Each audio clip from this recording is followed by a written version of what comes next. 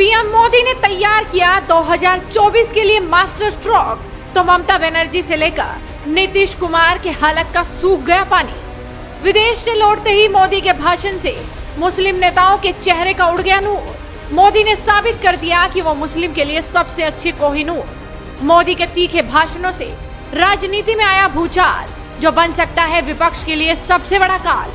विदेशों में पीएम मोदी को धमाकेदार सम्मान मिला।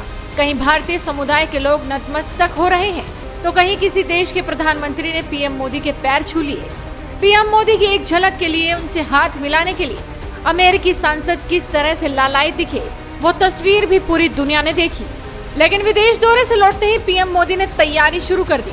2024 में सत्ता वापसी का रोड मैप कैसा होगा, वो फॉर्मूला कौन सा होगा। नरेंद्र मोदी जब मेरा बूथ सबसे मजबूत कार्यक्रम में कार्यकर्ताओं के सवालों का जवाब दे रहे थे, उसी दौरान उन्होंने इस फॉर्मूले की ताकत समझा दी और विपक्ष को भी सख्ती में डाल दिया कि अब की बार फिर से मोदी को कोई रोक नहीं पाएगा। पीएम मोदी ने राजनीतिक मंच से इतनी बड़ी चाल चल दी है कि अब विपक्ष का बादशाह बेगम इक्का कुछ भी काम नहीं आने वाला। दरअसल हुआ कुछ यूं कि प्रधानमंत्री मोदी ने इसी मंगलवार यानी 27 जून को यूनिफॉर्म सिविल कोड की वकालत करते हुए विपक्षी दलों पर बड़ा प्रहार किया। इस दौरान मोदी ने विपक्षी दलों से सवाल किया कि दोहरी व्यवस्था से देश कैसे चलेगा। पीएम मोदी के इस बयान के बाद देश भर में सियासी तूफान आ गया। दरअसल मोदी मध्य प्रदेश के भोपाल में बीजेपी की ओर से आयोजित मेरा बूथ सबसे मजबूत कार्यक्रम में अपने पार्टी कार्यकर्ताओं को संबोधित कर रहे थे। इसी दौरान पीएम मोदी ने यूसीसी को लेकर विपक्ष को अच्छे से समझा दिया। साथियों, भारत के मुसलमान भाई बहनों को भी ये समझना होगा कि कौन से राजनीतिक दल उन्हें भड़का करके उनका फायदा लेने के लिए उनको बर्बाद कर रहे हैं। आजकल हम देख रहे हैं कि यूनिफॉर्म सिविल कोड के नाम पर ऐसे लोगों को भड़काने का काम हो रहा है। आप मुझे बताइए, एक घर में परिवार के एक सदस्य के लिए एक कानून हो, परिवार के दूसरे सदस्य के लिए दूसरा कानून हो, तो क्या वो घर चल पाएगा क्या?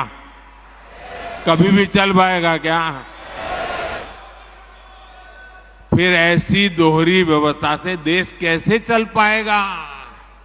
हमें याद रखना है कि भारत के संविधान में भी नागरिकों के समान अधिकार की बात कही गई है। पीएम मोदी यही नहीं रुके। उन्होंने विपक्षी दलों पर गंभीर आरोप लगाते हुए कहा कि ये लोग हम पर आरोप लगाते हैं, लेकिन हकीकत ये है कि वो मुसलमान करते हैं। अगर वो वास्तव में मुसलमानों के हित में काम कर रहे होते तो मुस्लिम परिवार शिक्षा और नौकरियों में पीछे नहीं होते। साथियों, ये लोग हम पर आरोप लगाते हैं, लेकिन सच ये है कि यही लोग मुसलमान करते हैं। अगर ये मुसलमानों के सही मायने में हितैषी होते तो अधिकांश परिवार, मेरे मुस्लिम भाई बहन, शिक्षा में पीछे न रहते, रोजगार में पीछे न रहते, मुसीबत की जिंदगी जीने के लिए मजबूत नहीं रहते। और सुप्रीम कोर्ट ने बार बार कहा है, सुप्रीम कोर्ट डंडा मारती है, कह रही है कॉमन सिविल कोड लाओ, लेकिन ये वोट बैंक के भूखे लोग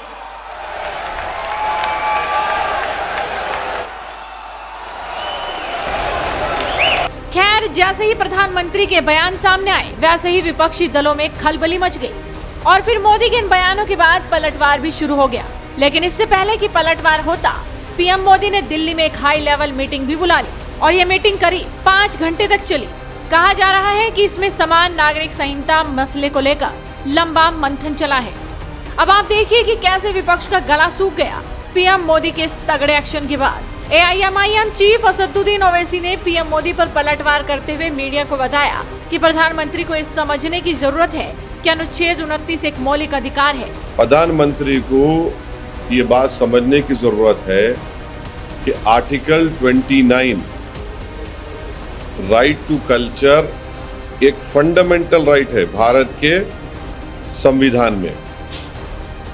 वो प्रधानमंत्री को समझ में आया कि नहीं आया, मेरे को लगता है कि समझ में नहीं आया कि इस्लाम में शादी एक कॉन्ट्रैक्ट है, हिंदुइज्म में जन्म जन्म का साथ है, क्रिश्चियनिटी में आई डू बोलते। अब आप क्या इसको सबको मिला लेंगे क्या?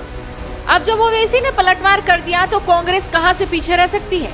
तो कांग्रेस के तारिक अनवर ने भी कह दिया कि जब कोई कानून बनता है तो वो सभी के लिए होता है और उन्हें उसका पालन करना होता है। फिर उस बिल पर चर्चा करने की क्या जरूरत है जो पहले ही पारित हो चुका है। पीएम मोदी ऐसा इसीलिए कर रहे हैं क्योंकि चुनाव सामने है और उन्होंने देश के लिए कुछ नहीं किया। यानी कि आप अंदाजा लगाइए कि पीएम मोदी ने तो तैयारी शुरू कर दी है, लेकिन लगता है कि विपक्ष सिर्फ निशाना साधने में ही रह जाएगा और पीएम मोदी इस बार भी वो छीन ले जाएंगे जिसकी ताक में पूरा विपक्ष बैठा है। वीडियो को शेयर कीजिए और जुड़े रहिए हेडलाइंस इंडिया के साथ।